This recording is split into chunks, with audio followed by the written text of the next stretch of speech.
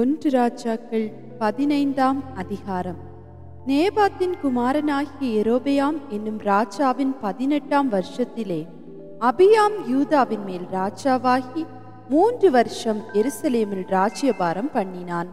அப்சலோமின் குமாரத்தியாகிய அவனுடைய தாயின் பெயர் மாகாள். தன் தகப்பன் தனக்கு முற்செய்த எல்லா பாவங்களிலும் அவன் நடந்தான். அவன் இருதயம் அவன் தகப்பனாகிய தாவீதின் இருதயத்தைப் போல் தன் தேவனாகிய கர்த்தருக்கு முன்பாக உத்தமமாயிருக்கவில்லை.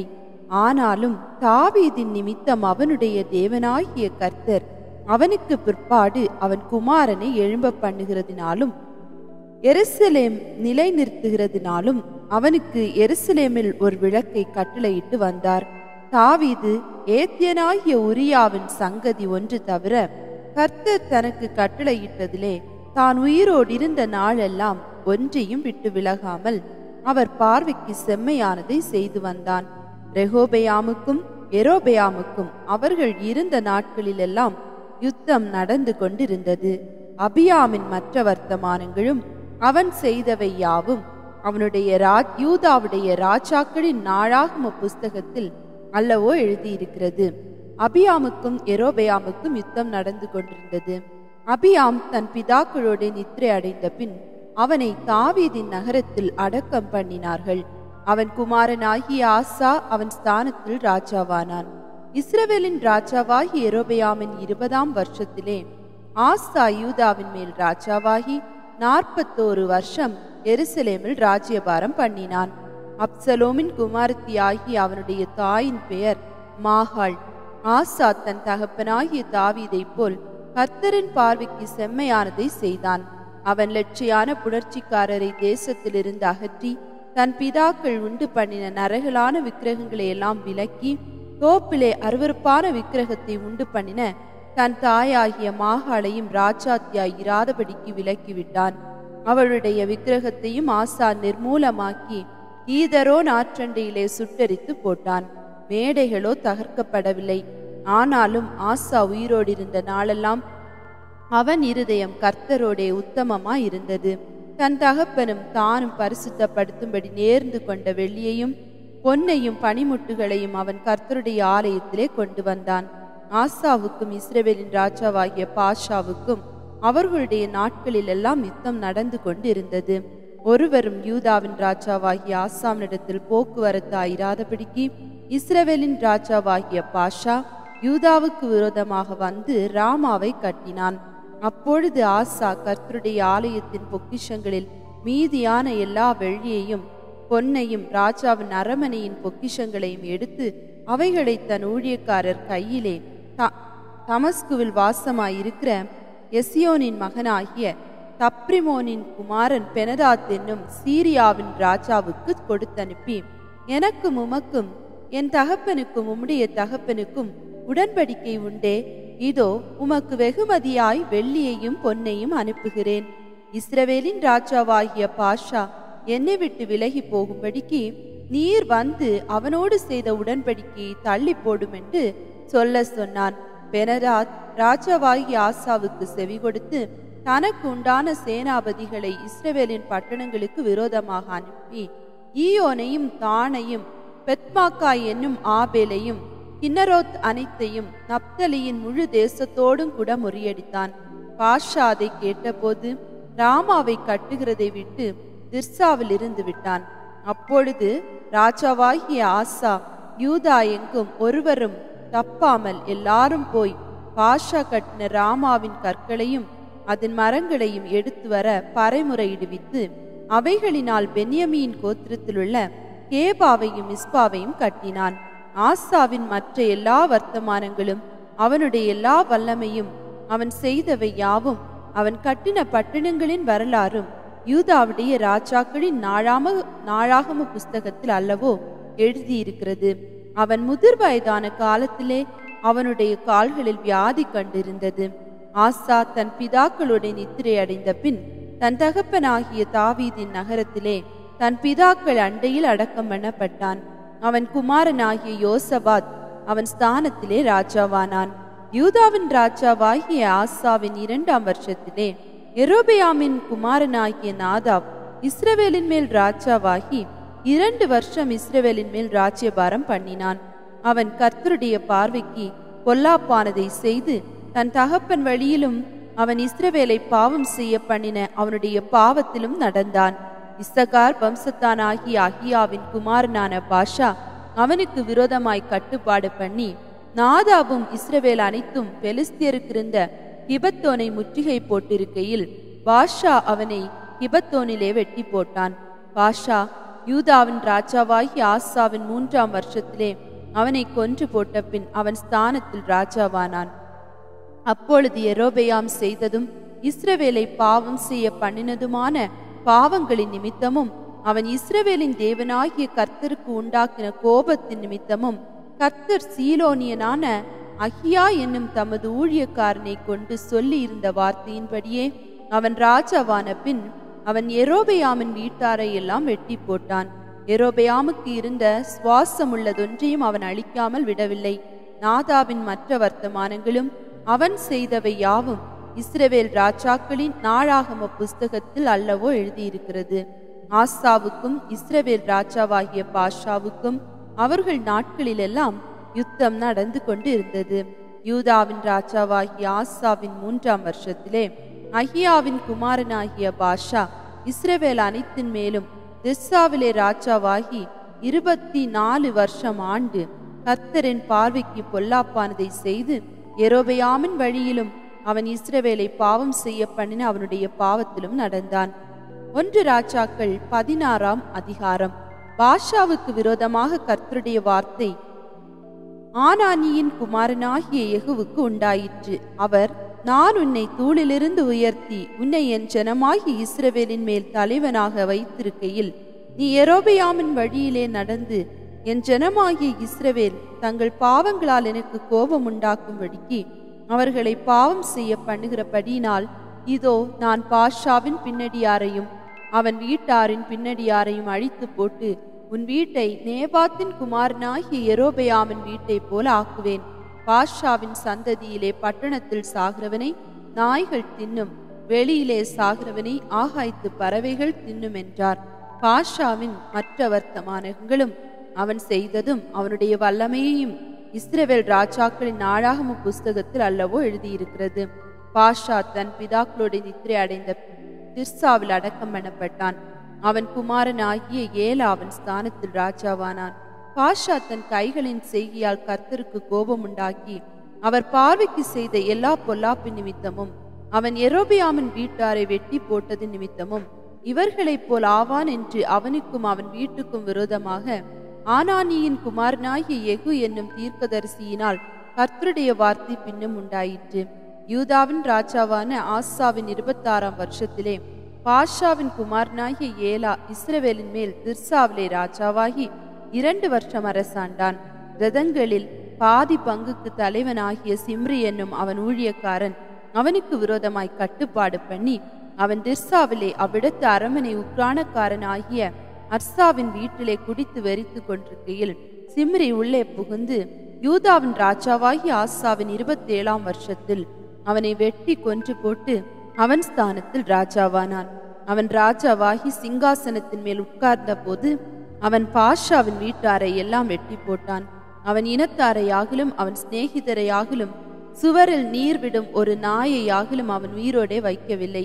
அப்படியே பாஷாவும் அவன் குமாரனாகிய ஏலாவும் தங்கள் வீணான விக்கிரகங்களினாலே இஸ்ரவேலின் தேவனாகிய கர்த்தருக்கு கோபம் உண்டாக்கி செய்ததும் இஸ்ரவேலை செய்ய பண்ணினதுமான அவர்களுடைய எல்லா பாவங்களின் நிமித்தமும் கர்த்தர் தீர்க்கதரிசியாகிய யெகூவினால் பாஷாவை குறித்து சொல்லியிருந்த அவருடைய வார்த்தையின்படியே சிம்ரி பாஷாவின் வீட்டாரை எல்லாம் அழித்து போட்டான். ஏலாவின் மற்ற வர்த்தமானங்களும் அவன் செய்தவை யாவும் இஸ்ரவேல் ராஜாக்களின் நாளாகம புஸ்தகத்தில் அல்லவோ எழுதியிருக்கிறது. யூதாவின் ராஜாவாகிய ஆசாவின் 27ஆம் வருஷத்திலே சிம்ரி திர்சாவிலே 7 நாள் ராஜாவாய் இருந்தான். ஜனங்கள் அப்பொழுது பெலிஸ்தியருக்கு இருக்கிற கிபத்தோனுக்கு எதிராக பாளையம் இறங்கி இருந்தார்கள். சிம்ரி கட்டுப்பாடு பண்ணி ராஜாவை கொன்று போட்டான் என்பதை இங்கே பாளையம் இறங்கின ஜனங்கள் கேட்டபோது இஸ்ரவேலரை எல்லாம் அந்நாளிலே தானே பாளையத்திலே படைத்தலைவனாகிய உம்ரியை இஸ்ரவேல் மேல் ராஜாவாக்கினார்கள். அப்பொழுது உம்ரியும் அவனோட கூட இஸ்ரவேல் அனைத்தும் கிபத்தோனிலிருந்து வந்து திர்சாவை முற்றுகை போட்டார்கள். பட்டணம் பிடிபட்டதை சிம்ரி கண்டபோது அவன் ராஜாவின் வீடாகிய அரண்மனைக்குள் பிரவேசித்து நான் இருக்கிற ராஜ அரண்மனையை தீ கொளுத்தி அதிலே செத்தான். அவன் கர்த்தரின் பார்வைக்கு பொல்லாப்பானதை செய்து யெரொபெயாமின் வழியிலும் அவன் இஸ்ரவேலை பாவம் செய்ய பண்ணின அவன் பாவத்திலும் நடந்ததினால் கட்டிக்கொண்ட அவனுடைய பாவங்களின் நிமித்தம் அப்படி நடந்தது. சிம்ரியின் மற்ற வர்த்தமானங்களும் அவன் பண்ணின அவனுடைய கட்டுப்பாடும் இஸ்ரவேல் ராஜாக்களின் நாளாகம புஸ்தகத்தில் அல்லவோ எழுதியிருக்கிறது. அப்பொழுது இஸ்ரவேல் ஜனங்கள் 2 வகுப்பாய் பிரிந்து பாதி ஜனங்கள் கீனத்தின் குமாரனாகிய திம்னியை ராஜாவாக்கி அவனை பின்பற்றினார்கள், பாதி ஜனங்கள் உம்ரியை பின்பற்றினார்கள். ஆனாலும் கீனத்தின் குமாரனாகிய திப்னியை பின்பற்றின ஜனங்களை பார்க்கலும் உம்ரியை பின்பற்றின ஜனங்கள் பலத்து போனார்கள். திப்னி செத்து போனான், உம்ரி அரசாண்டான். யூதாவின் ராஜாவாகி ஆசாவின் 31ஆம் வருஷத்தில் உம்ரி இஸ்ரவேலின் மேல் ராஜாவாகி 12 வருஷம் ராஜ்யபாரம் பண்ணினான். அவன் திர்சாவிலே 6 வருஷம் அரசாண்டு பின்பு சேமேரின் கையிலிருந்து சமாரியா மலையை 2 தாலந்து வெள்ளிக்கு வாங்கி அந்த மலையின் மேல் ஒரு பட்டணத்தை கட்டி அதற்கு மலையினுடைய எஜமானாய் இருந்த சேமேருடைய பேரின்படியே சமாரியா என்னும் பேரை தரித்தான்.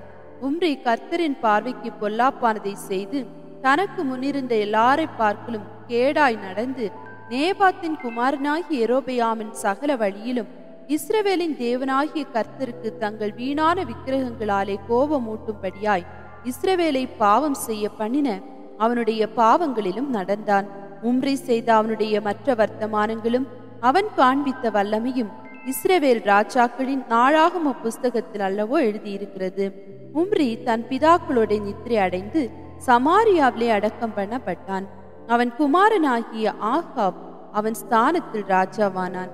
யூதாவின் ராஜாவாகிய ஆசாவின் 38ஆம் வருஷத்தில் உம்ரியின் குமாரனாகிய ஆகாப் இஸ்ரவேலின் மேல் ராஜாவாகி சமாரியாவில் இஸ்ரவேலின் மேல் 22 வருஷம் ராஜ்யபாரம் பண்ணினான். உம்ரியின் குமாரனாகிய ஆகாப் தனக்கு முன்னிருந்த எல்லாரை பார்க்கலும் கர்த்தரின் பார்வைக்கு பொல்லாப்பானதை செய்தான். நேபாத்தின் குமாரனாகிய யெரொபெயாமின் பாவங்களில் நடப்பது அவனுக்கு கொஞ்ச காரியம் என்று நினைத்தாற்போல் அவன் சீதோனியரின் ராஜாவாகிய எத்பாகாலின் குமாரத்தி எசபேலை விவாகம் பண்ணினதுமல்லாமல் அவன் போய் பாகாலையும் சேவித்து அதை பணிந்து கொண்டு நான் சமாரியாவிலே கட்டின பாகாரின் கோவிலில் பாகாலுக்கு பலிபீடத்தை எடுப்பித்தான். ஆகாப் ஒரு விக்கிரக தோப்பையும் வைத்து இஸ்ரவேலின் தேவனாகிய கர்த்தருக்கு கோபம் உண்டாக்கும்படிக்கு தனக்கு முன்னிருந்த இஸ்ரவேலின் ராஜாக்கள் எல்லாம் செய்ததை பார்க்கலும் அதிகமாய் செய்து வந்தான். அவன் நாட்களிலே பெத்தேல் ஊரானாகிய ஈயேல் எரிகோவை கட்டினான். கர்த்தர் நூனின் குமாரனாகிய யோசுவாவை கொண்டு சொல்லி இருந்த வார்த்தையின்படியே அவன் அதன் அஸ்திபாரத்தை போடுகிற போது அபிராம் என்னும் தன் மூத்த குமாரனையும் அதன் வாசல்களை வைக்கிற போது செகூப் என்னும் தன் இளைய குமாரனையும் சாக கொடுத்தான். 1 ராஜாக்கள் 17ஆம் அதிகாரம். கீலியாத்தின் குடிகளிலே திஸ்பியனாகி எலியா ஆகாப்பை நோக்கி, என் வாக்கின்படியே அன்றி இந்த வருஷங்களிலே பனியும் மழையும் பெய்யாதிருக்கும் என்று இஸ்ரவேலின் தேவனாகிய கர்த்தருக்கு முன்பாக நிற்கிற நான் அவருடைய ஜீவனை கொண்டு சொல்லுகிறேன் என்றான். பின்பு கர்த்தருடைய வார்த்தை அவனுக்கு உண்டாயிற்று. அவர், நீ இவ்விடத்தை விட்டு கீழ்த்திசையை நோக்கி போய் யோர்தானுக்கு நேராயிருக்கிற கேரி தாற்றண்டையில் ஒழித்து கொண்டிரு. அந்த ஆற்றின் தண்ணீரை குடிப்பாய். அங்கே உன்னை போஷிக்க காகங்களுக்கு கட்டளையிடுவேன் என்றார். அவன் போய் கர்த்தருடைய வார்த்தையின்படியே யோர்தானுக்கு நேராயிருக்கிற கேரி தாற்றண்டையிலே தங்கியிருந்தான். காகங்கள் அவனுக்கு விடியற்காலத்தில் அப்பமும் இறைச்சியும் சாயங்காலத்தில் அப்பமும் இறைச்சியும் கொண்டு வந்தது. தாகத்திற்கு அந்த ஆற்றின் தண்ணீரை குடித்தான். தேசத்தில் மழை பெய்யாதபடியினால் சில நாளுக்கு பின்பு அந்த ஆறு வற்றி போயிற்று. அப்பொழுது கர்த்தருடைய வார்த்தை அவனுக்கு உண்டாயிற்று. அவர், நீ எழுந்து சீதோனுக்கு அடுத்த சாரிபாத் ஊருக்கு போய் அங்கே தங்கியிரு. உன்னை பராமரிக்கும்படி அங்கே இருக்கிற ஒரு விதவைக்கு கட்டளையிட்டேன் என்றார். அப்படியே அவன் எழுந்து சாரிபாத்துக்கு போனான். அந்த பட்டணத்தின் ஒலிமுக வாசலுக்கு அவன் வந்தபோது அங்கே ஒரு விதவை விறகு பொறுக்கி கொண்டிருந்தாள். அவன் அவளை பார்த்து கூப்பிட்டு, நான் குடிக்கிறதற்கு கொஞ்சம் தண்ணீர் ஒரு பாத்திரத்தில் எனக்கு கொண்டு வா என்றான்.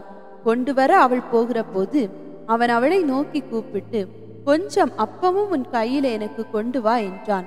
அதற்கு அவள், பானையில் ஒரு பிடி மாவும் கலயத்தில் கொஞ்சம் எண்ணெயுமே அல்லாமல் என்னிடத்தில் ஒரு அடையும் இல்லை என்று உம்முடைய தேவனாகிய கர்த்தருடைய ஜீவனை கொண்டு சொல்லுகிறேன். இதோ நானும் என் குமாரனும் சாப்பிட்டு செத்து போக அதை எனக்கும் அவனுக்கும் ஆயத்தப்படுத்துகிறதற்கு 2 விறகு பொறுக்குகிறேன் என்றாள். அப்பொழுது எலியா அவளை பார்த்து, பயப்படாதே, நீ போய் உன் வார்த்தையின்படி ஆயத்தப்படுத்து. ஆனாலும் முதலில் அதில் எனக்கு ஒரு சிறிய அடையை பண்ணி என்னிடத்தில் கொண்டு வா. பின்பு உனக்கு உன் குமாரனுக்கும் பண்ணலாம். கர்த்தர் தேசத்தின் மேல் மழையை கட்டளையிடும் நாள் மட்டும் பானையில் மா செலவழிந்து போவதுமில்லை, கலசத்தின் எண்ணெய் குறைந்து போவதுமில்லை என்று இஸ்ரவேலின் தேவனாகிய கர்த்தர் சொல்லுகிறார் என்றான். அவள் போய் எலியாவின் சொற்படி செய்தாள். அவளும் இவனும் அவள் வீட்டாரும் அநேக நாள் சாப்பிட்டார்கள். கர்த்தர் எலியாவை கொண்டு சொன்ன வார்த்தையின்படியே பானையிலே மா செலவழிந்து போகவும் இல்லை, கலசத்தின் எண்ணெய் குறைந்து போகவும் இல்லை.